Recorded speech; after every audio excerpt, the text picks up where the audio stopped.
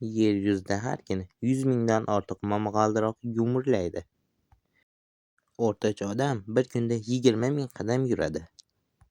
Qadimgi davrda kitoblar shunchalik qimmat ediki, ularni zanjirlab javonga bog'lab qo'yishardi. Qor har doim ham oq rang bo'lavermaydi.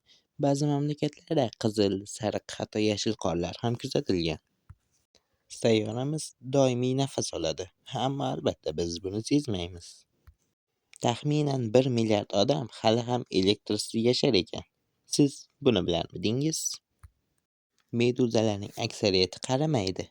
Ular bo'shliq ishchilar tipiga mansub bo'lib, ularning hujayralari qayta yoshara oladi. Ba'zi odamlar musiqaga qarab vaqtni his qiladilar, lekin soatga qarab emas. Dunyo bo'yicha global savdo-sotiqning teng yarmi internet orqali amalga oshadi. Ko'pchiligimiz osmonda bulutlarni ko'rganmiz. Ular sizdan yengil, shuning uchun ham havoda uchadi deb o'ylaysizmi? Qattiq adashasiz. Ma'lum bo'lishicha, ular millionlab tonna massaga ega bo'lishi mumkin ekan. Yuragingiz urishi siz tinglayotgan qo'shiq ohangiga moslashishi mumkin. O'rta asrlarda odamlar biror kasallikning sabablarini yulduzlardan qidirishar edi. Siz tanangizda og'riqni his qilsangiz ham, ammo miyaning o'zi og'riqni his qilmaydi. Okeanlar tubida yorug'liksiz porlaydigan jonivorlar ham bor. Ammo ular haqida juda kam narsa bilamiz. Buning sababi esa albatta tushunarli. Dunyodagi eng katta tabiiy chuqurlik bu albatta Tinch okeanidagi Mariana botig'i.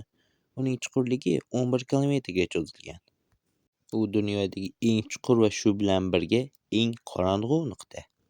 Bir kunda ba'zi qushlar minglab kilometr masofalargacha ucha oladi.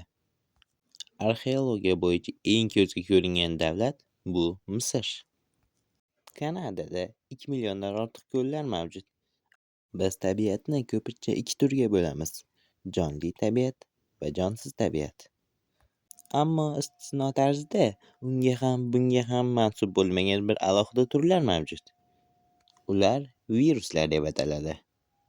Dunyodagi eng baland sharshara Venesueladagi Anxel sharsharasi.